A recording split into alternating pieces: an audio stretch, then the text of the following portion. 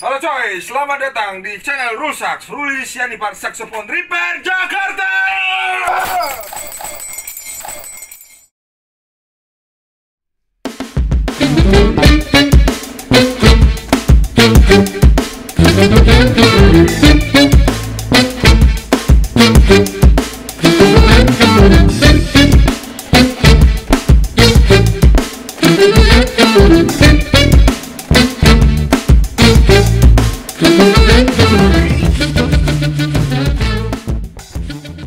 Oke, kembali lagi bersama Ruli Sianipar.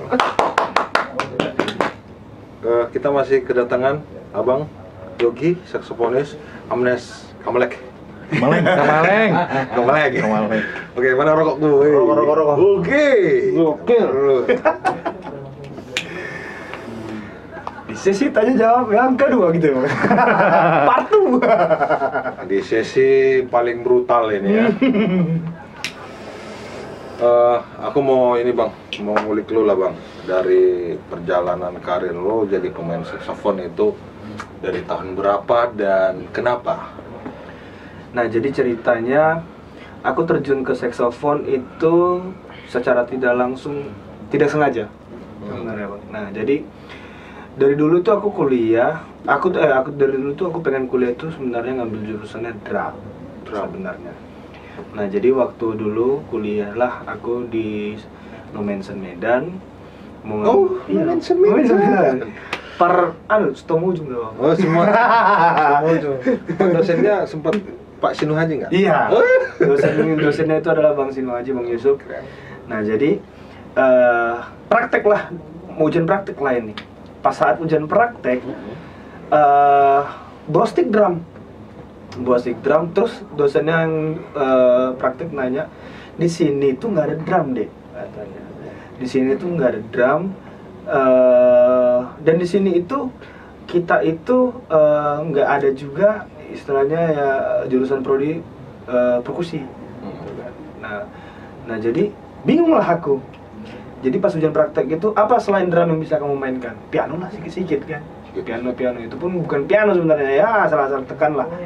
Nah jadi setelah masuk aku dinyatakan lulus, bingung mau kemana ini. Teringatlah aku punya abang, punya saudara main saksofon, udahlah ke saksofon lah aku.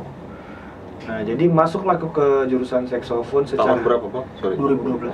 Oke. Bener-bener dari nol dan nggak tahu itu apa saksofon, bener-bener belum pernah megang sama sekali dan cuman hanya lihat-lihat doang.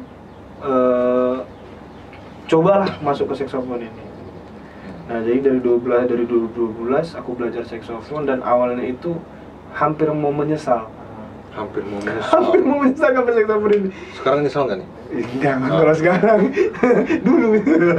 Jadi dulu tuh hampir mau menyesal karena kita tuh kan masuk itu kan nggak bisa langsung praktek kan, gitu kan. Kita kan nggak bisa, namanya juga kita dulu anak baru yang pengen serba tahu, pengen cepat banget, pengen tiup alat ini nih. Jadi aku tiup alat ini, belum ada istilahnya, belum ada instruktur dari Pak Yusuf, dosen dari abang-abang juga yang lainnya, belum ada istilahnya ngasih tahu caranya yang benar seperti ini. Jadi aku tiup asal-asalan, aku tiup lo barangnya, nggak bunyi. Nah nggak bunyi. Setelah pun diajarin, setelah diajarin gimana caranya bener, tetap juga istilahnya bunyi, tapi gimana bunyi angsa kejepitnya seperti itulah kan. Jadi sempat menyesal kemarin itu. Jadi pengen lah, sempat telepon bapak, pakainya aku ngulang lah tahun depan ya, aku bilang gitu. Tapi istilahnya ngulang mayor, ngulang mayor. Aku kayaknya ambil ke gitar aja lah kali, aku bilang, atau piano kemarin tuh aku bilang, aku lupa. Pokoknya aku memang minta ke bapak ulang karena memang benar-benar gak bisa aku nih di saksofon ini nih. Padahal itu belum jalan 1 semester gitu, nggak nyerah, nggak bisa nih aku di saksofon ini, terlalu susah, niupnya terlalu berat, nggak bisa aku dapatin. Nah tapi bapak bilang ya udah, sembari kamu ulang tahun depan coba tiup-tiup aja dulu, katanya kan durasinya kan setahun kan, sembari coba tiup-tiup aja dulu. Ya udah terakhir, ya udahlah aku niatkan aja lah, aku tiup-tiup. Rupanya lama kelamaan itulah namanya yang belajar itu nggak semuanya bisa serba instan. Nah dan belajar di saksofon itu juga buat teman-teman semuanya harus tahu nggak seperti kita bermain gitar atau bermain piano. Kalau piano jauh ya, lebih berat dari lebih berat. Nah, kalau main piano kita tekan tuh C, piano ya, maksudnya jangan piano yang fals, piano yang tuning, sama gitar yang tuning misalnya yang gitar yang bener. Kalau kita tekan tuh C di piano itu C yang dihasilkan, dan suaranya teng asli, suaranya langsung jelas warnanya. Gitar juga seperti itu, kita tekan C, C dia keluar jelas. Di saxophone kita tiup C, belum tentu itu C. Iya.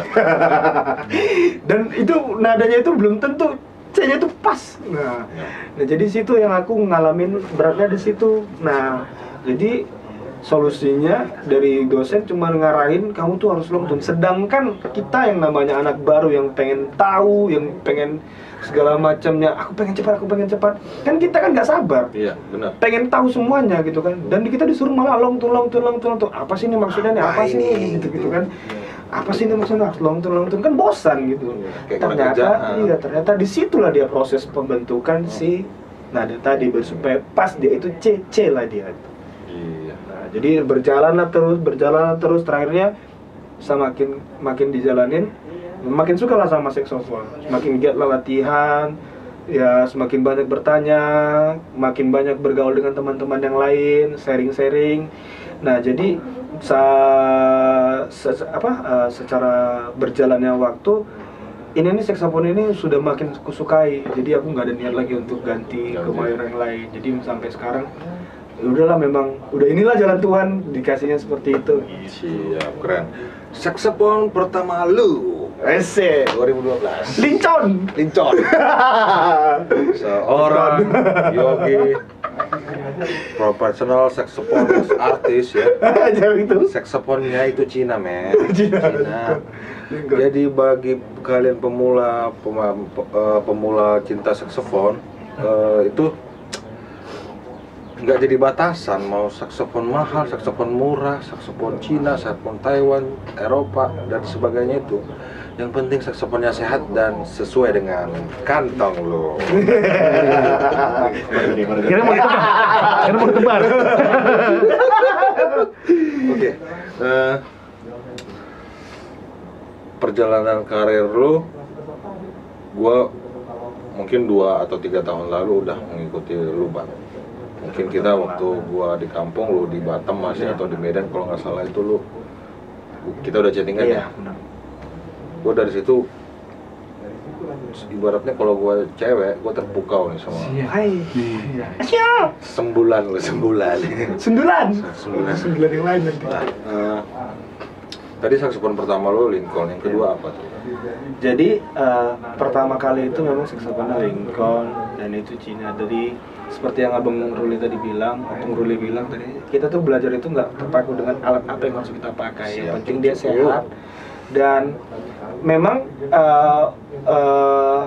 tergantung dari diri kita masing-masing untuk menyikapi alat tersebut. Kalau misalnya memang alat tersebut terasa cukup untuk kita, kalau memang belum mau mengupgrade dan itu masih cukup buat kita, nggak usah ganti. Karena berbicara tentang pergantian alat itu adalah berbicara tentang kondisi keuangan juga. Kalau misalnya kita nggak mencukupi keuangannya, mending jangan gitu. Nah jadi setelah Lincoln itu kemarin memang udah waktunya diganti, makanya aku pindahlah ke Vito Paris dulu. Vito Paris sempat aku pindah ke Vito Paris sebentar. Dan di Vito Paris itu ternyata Lincoln ini kan adalah saksofon buatan Cina yang penjariannya udah lebih ke arah modern.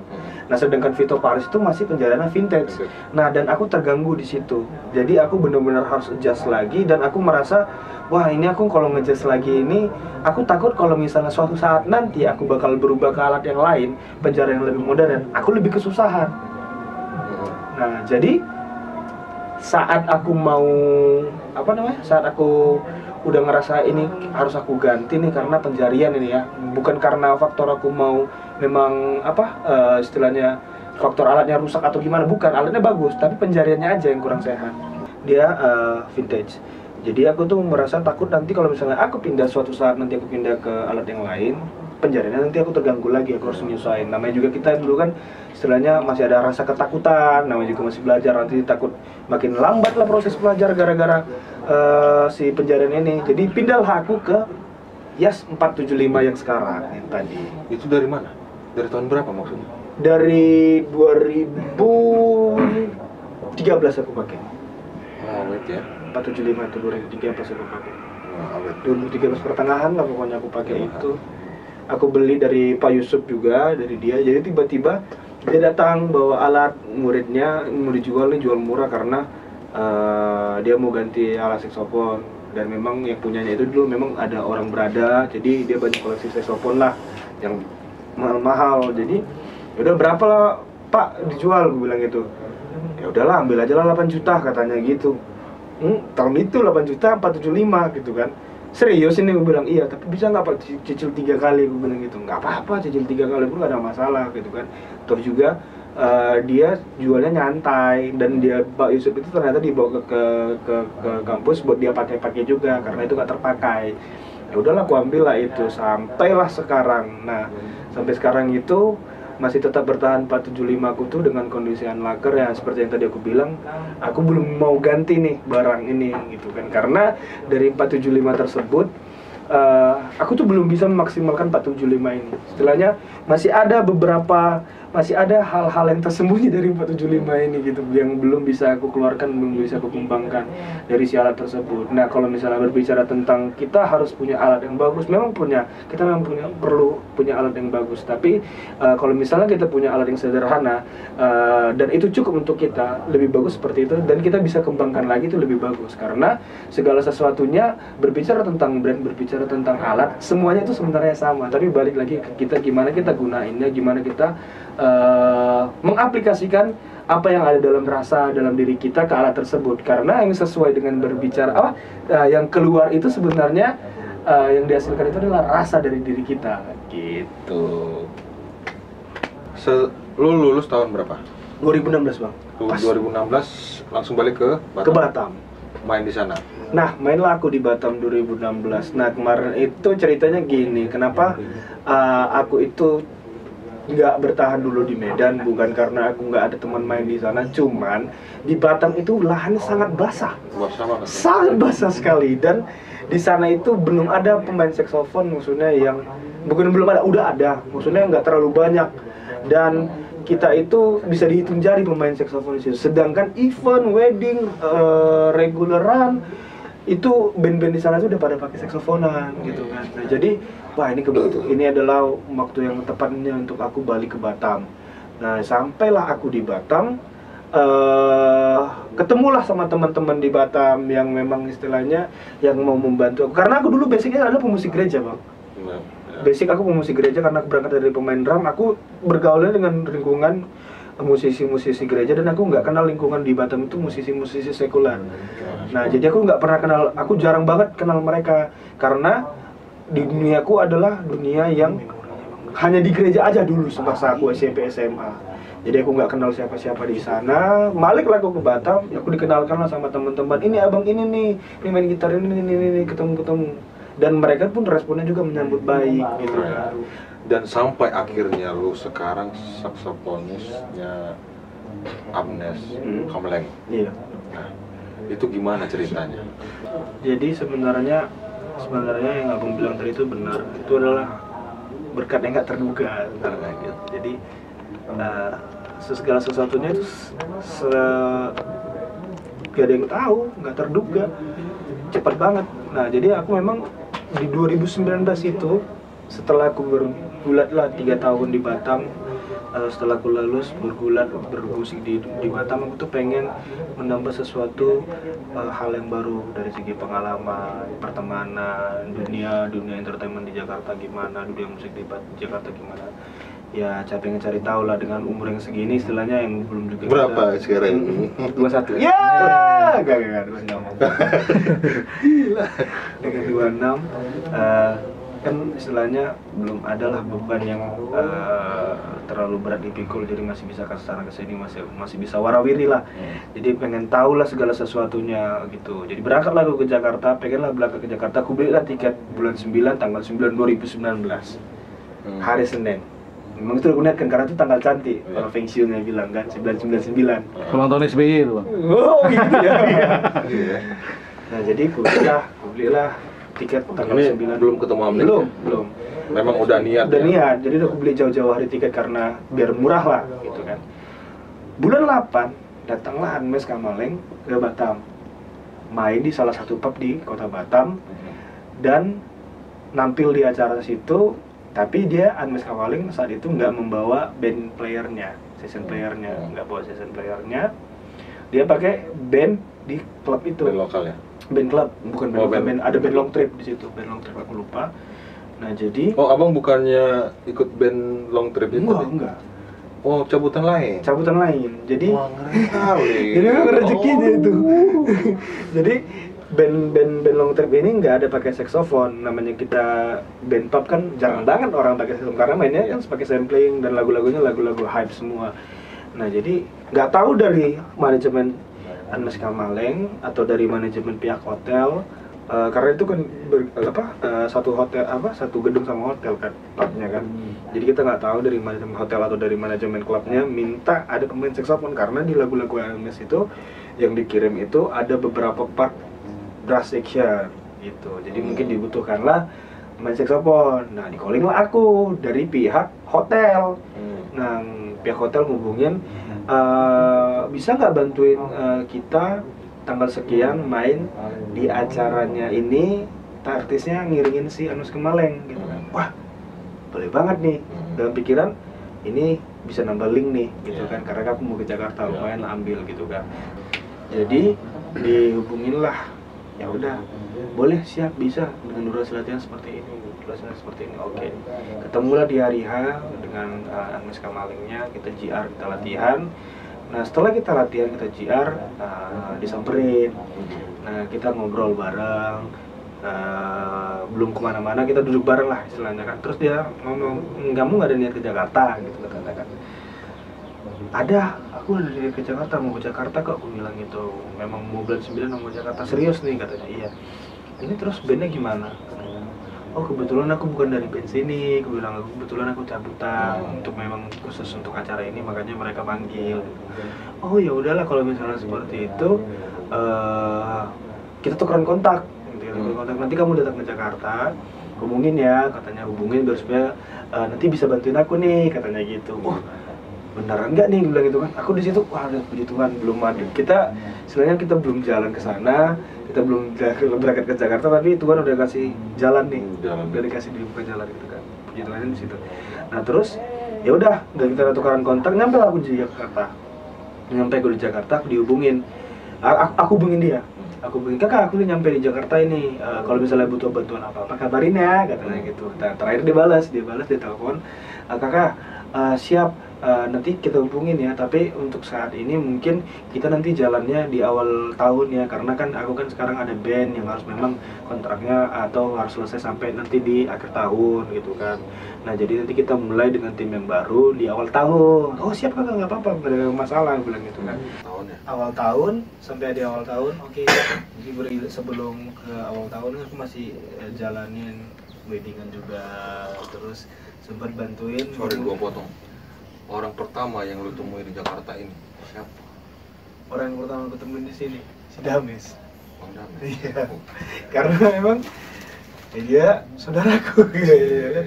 Jadi nggak mau laporannya sama dia kan. Nah, jadi dialah yang pertama kali ketemuin di Jakarta, dan dari dia juga makanya bisa aku ke saksofon, karena pas pulang Natalan dia main saksofon. Nah, apa ini masukin zaman kecil dulu kan, ini apa yang dititip trompet nggak sih? Trompet itu. Trompet ya. Jadi